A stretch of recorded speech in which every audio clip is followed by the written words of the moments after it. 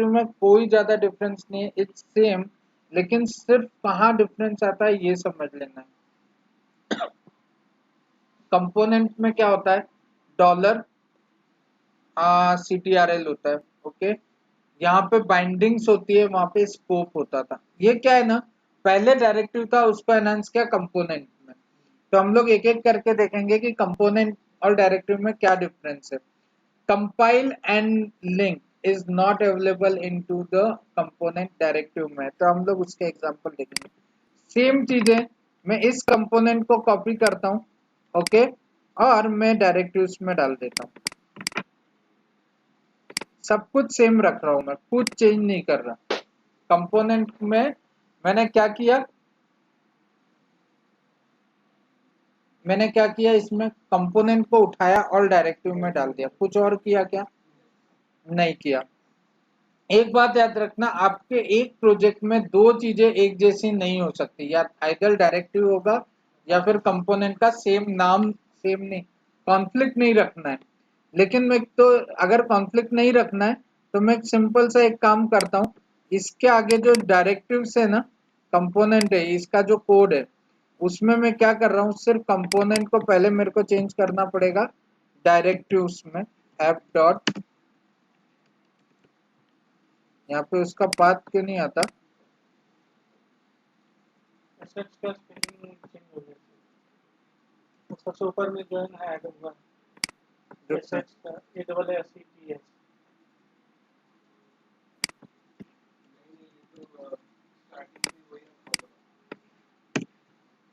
एक सेकेंड, अब मैं यहाँ पे ना फिर से एंगुलर की मीन ले लेता हूँ, वरना मेरा क्या इंटेलिजेंस आता है तो थोड़ा मेरे को ये अपने को इजी हो जाता है, ठीक है ना।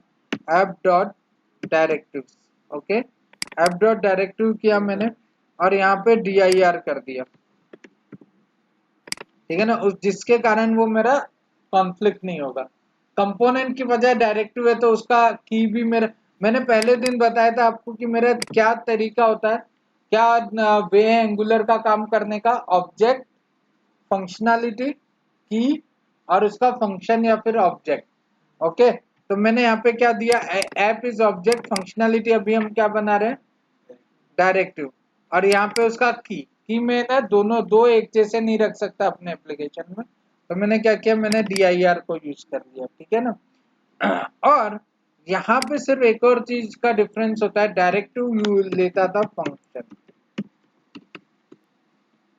ओके, और इसमें होता था रिटर्न ऑब्जेक्ट। पहले ये तरीका था,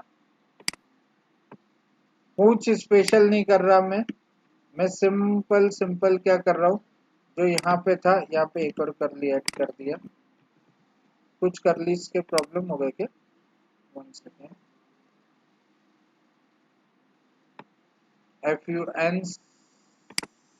FUNCTION फंक्शन, ठीक है ना। अभी ये मैंने क्या बनाया, मैंने और कोई चेंज, कंपोनेंट की अच्छे से प्रैक्टिस की होगी ना तो डायरेक्टिव की तो बिल्कुल ही इजी है, क्योंकि उन दोनों में सिर्फ चार चीजों का डिफरेंस है। वो अभी हम लोग चारों चीजें देखने वाले हैं, तो आपको कंपोनेंट और डायरेक्टिव में मास्टरी हो जाएगी। अभी क्या मैंने क्या, सिर्फ क्या डिफरेंस किया मैंने, एक तो ये की चेंज कर दी, कंपोनेंट की बजाय मेरे को डायरेक्टिव बनाना था तो वो तो चेंज करना ही पड़ेगा। डायरेक्ट कंपोनेंट में मैं यहाँ पे ऑब्जेक्ट लिख बनाता था, यहाँ पे क्या बनाया मैंने, सायली येते लक्षात, ह्याच्यामध्ये काय डिफरन्स आहे, फक्त छोटे छोटे डिफरन्स लक्षात ठेव, असं काही जास्ती डिफरन्सेस नाही। इथे डायरेक्टिव्ह आहे, तिथे कंपोनेंट होतं, इथे की तर तुम्हाला काही देऊ शकता, XYZ पण देऊ शकता, बस दोन लोकांची की सेम नसली पाहिजे हे लक्षात ठेवायचं, ठीक है ना। फिर यहाँ पे फंक्शन बनाया और इसमें रिटर्न लिखा, यहाँ पे बाइंडिंग्स नहीं होता, यहाँ पे क्या होता है, SCOPE स्कोप, ये पुराना तरीका है ना, ठीक है, SCOP स्कोप, ठीक है ना, स्कोप होता है, ओके। और यहाँ पे जो ग्रेटर देन का साइन है ना, वो नहीं होता, उसकी बजाय इक्वल टू होता है, टू वे बाइंडिंग के लिए क्या होता है, इक्वल टू। सिर्फ ये चीजें याद रखना, क्या यूज होता है यहाँ पे, इक्वल टू। आप आप और ऐसे नोट्स बना लेना, what is difference between component और मैं आपको बता रहा हूँ, रिकॉर्ड हो रहा है, ये आप सारे एक कागज पे लिख के मेरे को नेक्स्ट वीक में भेजो, कल के आने के पहले भेजना। क्या डिफरेंस है यहाँ पे, ग्रेटर देन साइन था, यहाँ पे क्या है, इक्वल टू साइन है। ओके, बाइंडिंग की जगह उसको बाइंडिंग की जगह स्कोप है। टेम्पलेट यूआरएल मेरा ऐसा का ऐसा रहेगा। ओके, और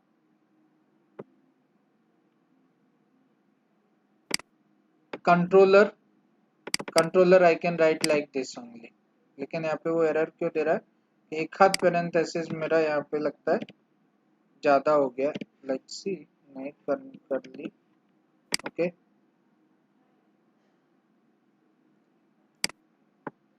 टेम्पलेट के अंदर मैं सिर्फ ये रिटर्न करता हूँ इफ, ये फंक्शन की जरूरत ही नहीं है। ओके, बैक, कहीं ना कहीं ये लिखने में हमारा कुछ गलत हो रहा है। फंक्शन बनाया, ये रिटर्न का स्कोप कितना जा रहा है, तो मेरा रिटर्न का स्कोप मेरा इतना ही है, कर ली एक कर ली, यहाँ से स्टार्ट हुआ, इसका एंड कम हुआ इस कर ली का, प्रॉपर है।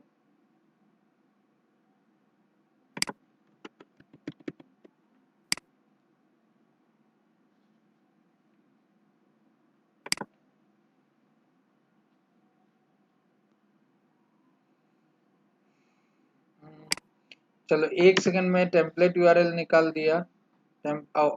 यस, एक कर ली मेरा ये ज्यादा हो रहा है, ठीक है ना, क्योंकि मेरा ये स्कोप का हुआ, ये रिटर्न का हुआ, ये कंट्रोलर, और ये कंट्रोलर के बाद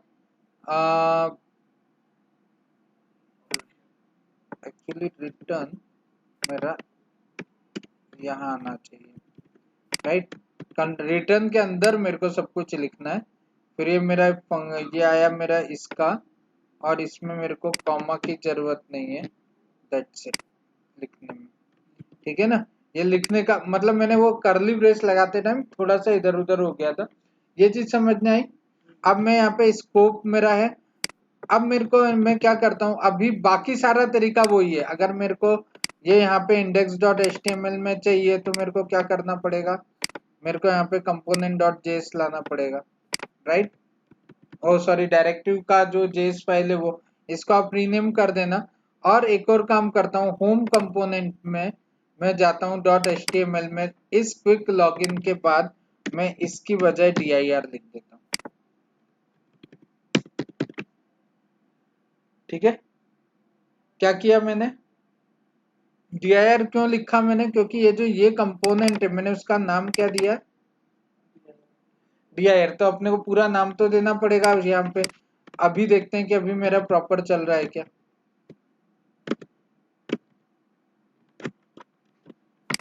लेट्स रीलोड, कंट्रोल आर, अभी भी मेरा पूरा प्रॉपर चल रहा है कि नहीं।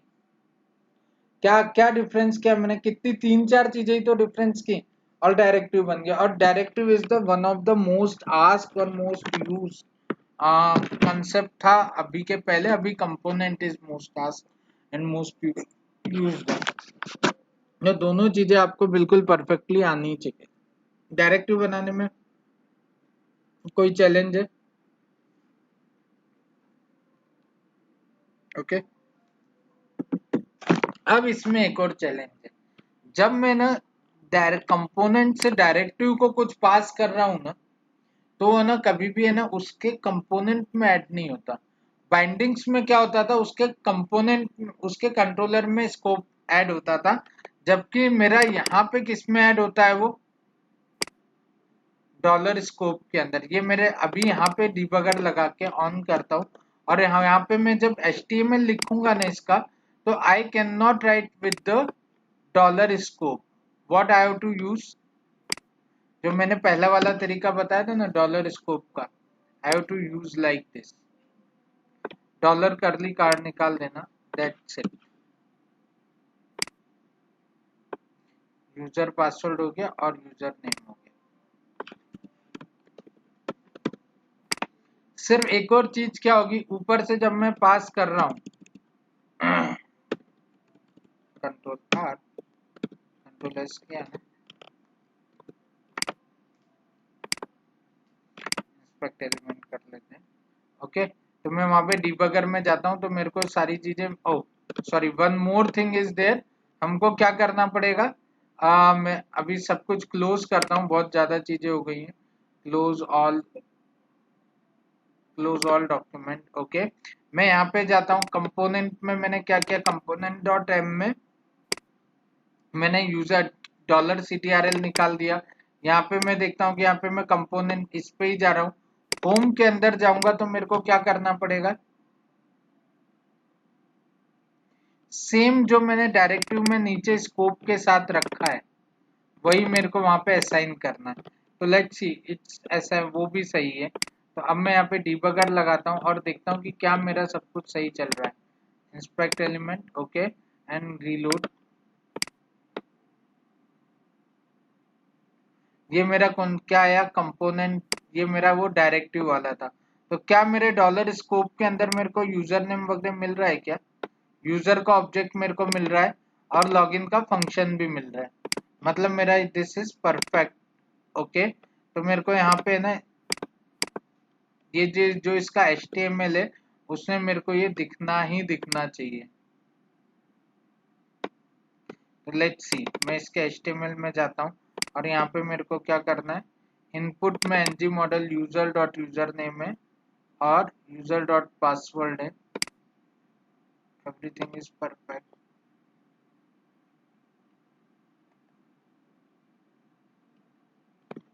और जो यहाँ पे दिख रहा है वो मराठी वाला ही दिख रहा है। तो अगर आपको ऐसा कभी प्रॉब्लम आए ना तो मेरे को डिबग करने का तरीका क्या है, मैं यहाँ पे चेक करूंगा कि भैया मेरा जहाँ पे H2 लिखा है ना, ये मराठी, इसके आगे मैं डाल देता हूँ करली करली कंट्रोल V पाइप जेसन। मेरा यहाँ पे यूजर का ऑब्जेक्ट मिल रहा है कि नहीं मिल रहा, I have to check this.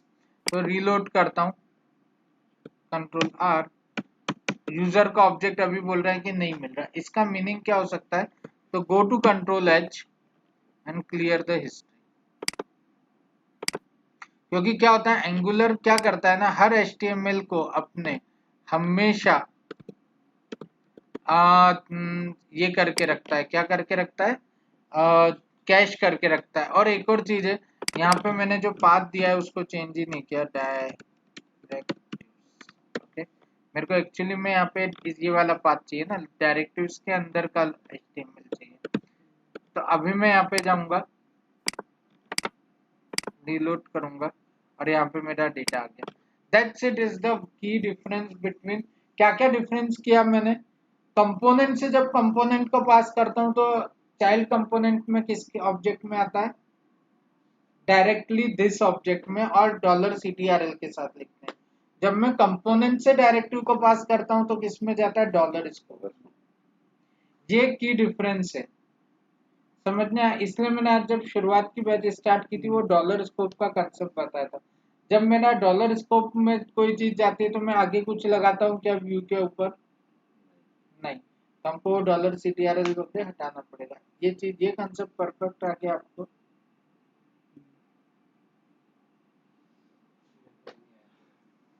नहीं है क्या, नहीं है, चलो हम लोग एक है ना बहुत सिंपल सिंपल से करते हैं। मेरे को है ना क्या करना है, कंपोनेंट, परसों कंपोनेंट बनाया था, आज डायरेक्टिव बनाया। क्या करोगे डायरेक्टिव बनाने के लिए,